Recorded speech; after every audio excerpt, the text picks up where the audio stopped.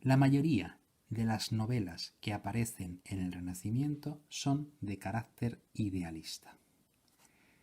Es decir, tratan sobre relatos aventureros y narraciones fantásticas en un ambiente imaginado, generalmente embellecido y que se aleja de la realidad. Idealista quiere decir que se aleja de la realidad. La novela no tiene por intención describir el mundo tal y como es, sino tratar de mundos imaginados, mundos bellos, mundos de aventuras, mundos...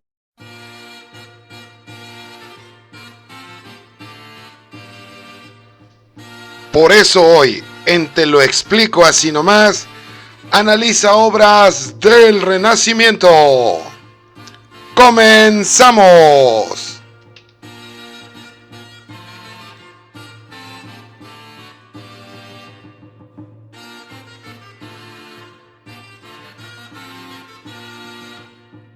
Muy bien, chavos, ya estamos aquí en el tercer proyecto de este trimestre. Recuerda que estamos próximos a presentar y si quieres dar algún repaso para tu examen, recuerda que puedes ver los 3 videos de este trimestre que se acaban de subir. Aquí los puedes encontrar en el canal. Apenas es el comienzo. Si quieres puedes compartirlos, darle like y suscribirte al canal para que no te pierdas los contenidos. ¡Qué agradable sujeto! Muy bien, ¿cuál va a ser este último proyecto? Vamos a analizar obras literarias del Renacimiento para conocer las características de la época. ¡No!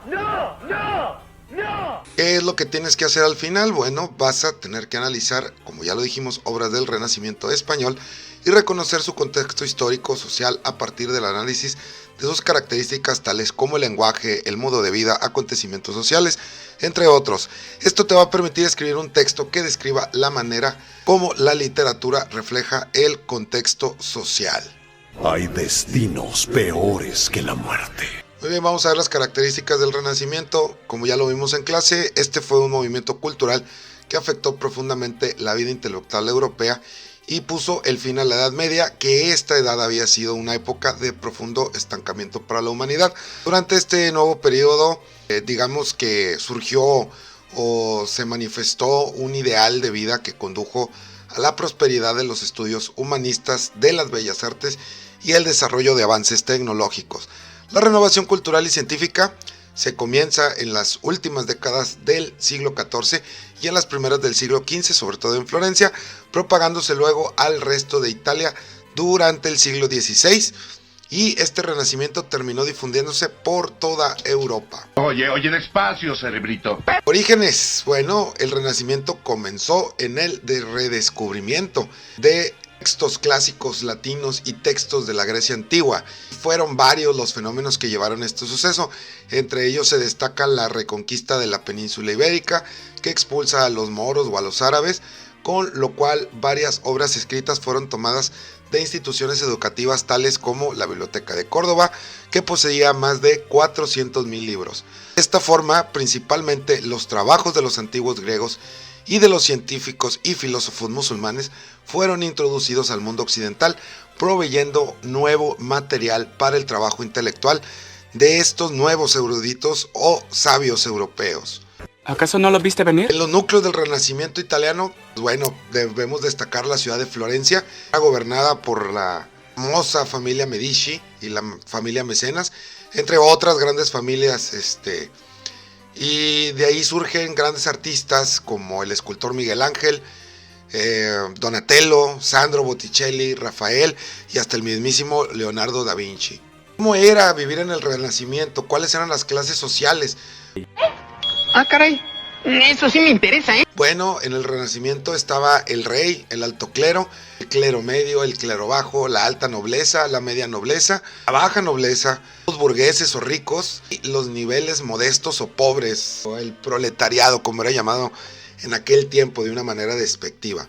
Cada una de estas clases sociales estaba constituida por un grupo de individuos con características muy bien definidas. Aquí te puedo mostrar cómo estaba la pirámide social en la época del Renacimiento.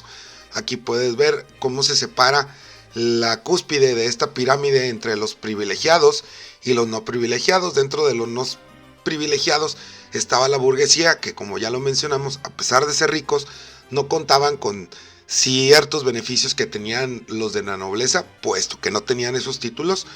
Y al último vemos las clases populares, que eran las clases urbanas y el campesinado. Bueno, una historia muy dura, ¿no? Muy difícil. Nos clavamos mucho en lo que es la burguesía. Bueno, pues esta estaba formada por comerciantes que al principio poseían talleres en los que trabajaban artesanos humildes, y esta clase fue creciendo e impuso unas nuevas formas de vida y cambios en las costumbres que a la larga terminarían con el sistema feudal. Este término de burguesía se remonta hasta la Edad Media, donde se empleaba para designar aquellas ciudades urbanas pobladas justamente por este tipo de individuos que se dedicaban al comercio y a vender sus artesanías, y asimismo estas ciudades eran llamadas burgos, de ahí es donde viene el término de burguesía. Increíble. Grandes inventos y descubrimientos hubo en el Renacimiento. Hubo bastantes, sobre todo en pensamiento filosófico y en pensamiento de las ciencias, pero aquí cabe destacar sobre todo la imprenta, el reloj, el microscopio y el telescopio, inventos que surgieron durante el Renacimiento, siguen hasta hoy en nuestra fecha. Lo único que se fue haciendo lo fueron modificando. En México el Renacimiento influye más que nada en la arquitectura. Se caracteriza por una combinación de detalles de varias eras entre el barroco español, el español colonial, la arquitectura morisca, impregnándole un poquito también el estilo mexicano. Este estilo se caracteriza por el uso prodigioso de la pared de yeso liso, acabados chimenea, tejas de arcilla en tono bajo, arrojar cubiertas planas y de terracota o tierra roja, o emitir ornamentos de concreto. Otras características incluyen típicamente pequeños porches o balcones, galerías, fenestraciones romanas o semicirculares, ventanas abatibles de madera o altas ventanas de guillotina, toldos de lona y adornos decorativos de hierro. ¡Wow! ¡Más despacio! ¡Velocista! Aquí en esta imagen te estoy poniendo 3 obras arquitectónicas del Renacimiento mexicano o del Renacimiento en época mexicana, que regularmente fue en la época colonial. Fueron los que nos trajeron el Renacimiento acá de este lado del mundo. Destaca, si lo puedes ver ahí de frente de tu pantalla, a tu mano izquierda, pues tenemos la catedral que está en el Zócalo de la Ciudad de México, la Alhóndiga de Granaditas, que es una construcción un poquito más modesta, y a tu lado derecho tenemos el obispado que está aquí en la ciudad de Monterrey, el que de seguro has visitado alguna vez. Obvio. Bien, ¿cómo se aproxima el Renacimiento a España? La huella renacentista, como ya lo mencionamos, marca una gran época y coincide con el siglo XVI, es decir, el siglo de oro español, el siglo en el que este país vivió un brillante apogeo tanto en la literatura como en la política. Gracias a este movimiento o a este renacimiento, en España se pudo disfrutar de obras de autores tan reconocidos como Garcilaso de la Vega, Fray Luis de León, Sor Juana Inés de la Cruz. Miguel Cervantes Saavedra fue también un literato de dicha época, aunque en su caso no podemos hablar de una literatura al 100% renacentista, ya que él fue un auténtico revolucionario en su campo, digamos que rompió lo establecido y fue alguien que se adelantó a su época. No, esto ya es demasiado. ¿Qué características tiene el Renacimiento literario español? Bueno, tiene una influencia de clásicos. Uno de los elementos más evidentes de que nos encontramos ante una obra renacentista es que en ella abundan las referencias a autores que eran propios de la antigüedad, específicamente autores griegos y autores romanos de los antiguos imperios, ¿no? Por ejemplo, Ovidio, Platón, Cicerón, Séneca, Dante, Boccaccio, etc. ¿Qué rayos es esa cosa? Abunda el ideal de belleza en estos textos, porque encontramos con que se nos muestra una belleza idealizada que se aproxima mucho a la perfección. Es un momento en el que se rinde un gran culto a la belleza y se recrean los espacios bucólicos e idílicos para poder disfrutar de ella. Se idealizan a las mujeres en esa búsqueda de belleza que mencionamos ahorita. Se presentaban esas mujeres idealizadas que todas ellas cumplían con una serie de atributos como por ejemplo tener el cabello rubio, la tez blanca y transmitir pureza. ¿Dónde hemos visto eso? Soy tan hermosa. hermoso, ya lo ven, soy tan precioso, yo lo sé, soy primoroso, bello, lindo, soy gracioso, soy exquisito, yo lo sé, soy tan bonito, miren bien, y soy muy fino, soy Gordolfo Gelatino. Muy bien, también predomina la sencillez. Los autores renacentistas ofrecen textos, poemas sencillos, bucólicos y hermosos. No se dedicarán a presentar historias demasiado fuertes o con emociones intensas, sino que se destacan por más escenas sencillas en las que existen una placidez general. Recordar que también en el Renacimiento estaba muy en su apogeo la novela caballeresca, esa novela de ese caballero de brillante armadura que rescata a la damisela en desgracia. ¿Confías en mí? Claro. Un mundo interior. Estos autores del Renacimiento literario español están influenciados mucho por el humanismo y la visión antropocéntrica. Quiere decir que el hombre era, o el ser humano era el centro del todo. Sí, claro. Y estoy harto de fingir que no lo es. Por lo tanto, en sus textos aprovechaban para indagar en el interior del ser humano y así conocer mejor la naturaleza de las personas, sus emociones, sus pulsiones y muchas otras cosas más. La importancia de la mística, que era otro elemento característico de la época, al investigar en una forma especial y específica del interior del ser humano, que llegaba a conclusiones místicas acerca de las emociones, de las energías. Es un hechizo simple pero inquebrantable. Hablamos también de las lenguas vernáculas. No debemos olvidar que la transición del siglo XV al XVI es cuando nos encontramos en el apogeo de las lenguas románicas en detrimento del latín. ¿Qué quiere decir esto? Que se empezó a hablar en lenguas romances, que era el idioma que hablaba cada país, porque acuérdate que el idioma culto era el latín, pero el idioma romance era el español, el alemán, el francés, vaya, el idioma que hablabas comúnmente. Entonces se deja de escribir en latín y se empieza a escribir en lengua romance para que llegara a todos. Tomar en cuenta también que como ya existía la imprenta, entonces era más fácil reproducir esos libros o copiar esos libros y distribuirlos para llegar a más gente. Entonces mucha gente no sabía hablar latín, no sabía el idioma latín, pero sí sabía leer y escribir en su idioma natal o en su idioma romance. Entonces era más fácil llegar a más personas escribiendo en este idioma. Se puede ver en estos autores renacentistas que comienzan a usar estas lenguas en el plano literario, dándole así ese posicionamiento de prestigio que no tenía esa lengua hasta el momento. Durante este periodo los temas que se trataban en la literatura cambiaron bastante. Pasaron de ser temas religiosos a ofrecer escritos en los que se hablaba del amor, de la naturaleza, de la mitología clásica como un referente del comportamiento humano. Hacían esas comparaciones entre cómo se comportaban en la antigüedad y cómo se comportan en la actualidad o en esa actualidad. Que de hecho nosotros también lo hacemos, si lo has notado.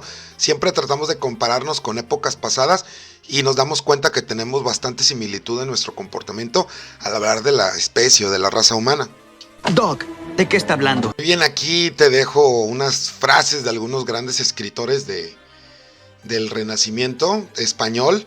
Aquí viene: las almas inmortales hechas a bien tamaño podrían vivir de sombra y de engaño, de Fray Luis de León.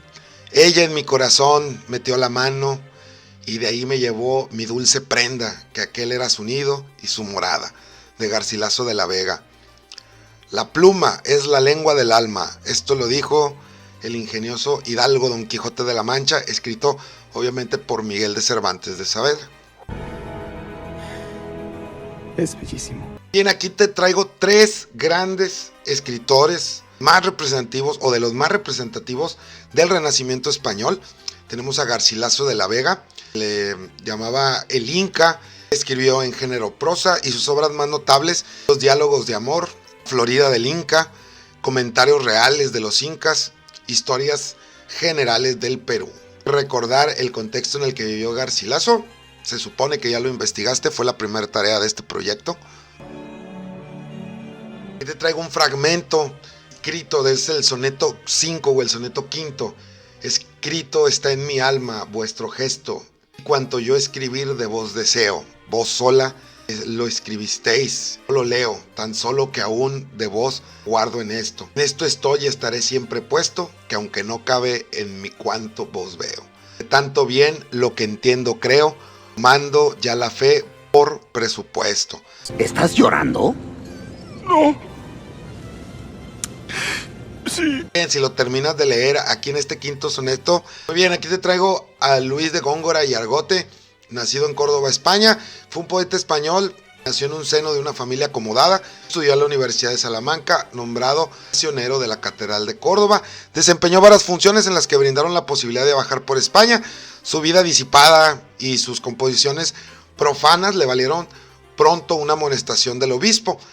Este estilo gongorino, porque así se le llamó, porque era un estilo muy peculiar que él crea al momento de escribir, es muy personal, lo cual no es un óbice para que sea considerado como una magnífica muestra de la cultura barroca. Su lenguaje destaca por el uso reiterado del cultismo, sea del tipo léxico o sintáctico, que este es un acusativo griego o imitación del ablativo absoluto en latín.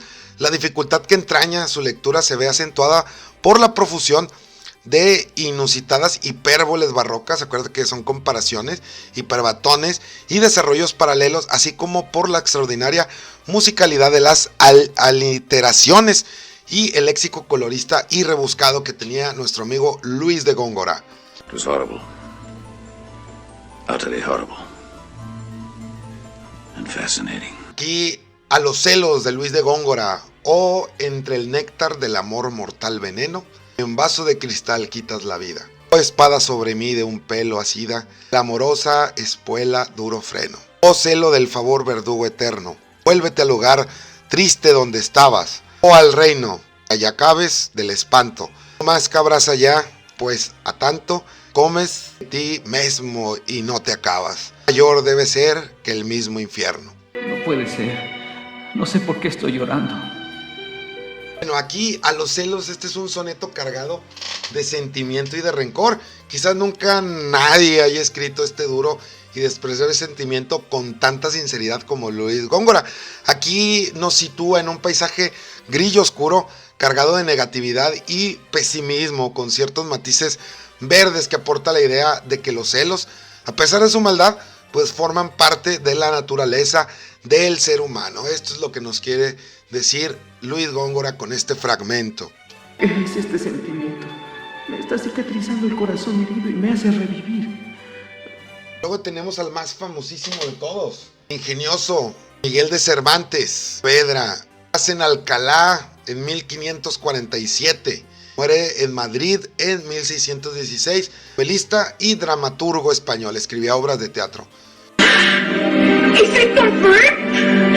Está considerado como la máxima figura de la literatura española y es universalmente conocido por haber escrito el ingenioso hidalgo Don Quijote de la Mancha, novela conocida habitualmente como El Quijote, que muchos críticos han descrito como la primera novela moderna y una de las mejores obras de la literatura universal, además de ser el segundo libro más editado y traducido, ojo, de la historia, superado nada más por la Biblia, Se le ha dado el sobrenombre El Príncipe de los Ingenios. Aquí te traigo un fragmento del Quijote de la Mancha, espero y le pongas pausa. Este sí está un poquito más largo, este no te lo voy a leer.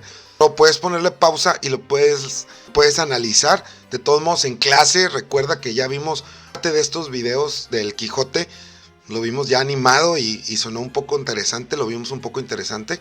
En resumen, damas y caballeros. Muy bien, pero aquí en lo que acabas de leer, en este episodio, acabará por ser uno de los más famosos de la obra y pasará a convertirse en esa metáfora, esos enemigos fantásticos que nosotros mismos nos creamos o nos crean, que nos impide hacer realidad nuestros sueños, que siempre estarán por encima de la realidad. ¿Suena algo eso de los enemigos imaginarios de Facebook? ¡No, por favor, Dios, no! Aquí el Quijote le explica que confundió los molinos con gigantes y su fiel acompañante o escudero le recrimina por sus alucinaciones, a lo que Don Quijote responde que él ve con el corazón y el alma, la imaginación, no con los ojos.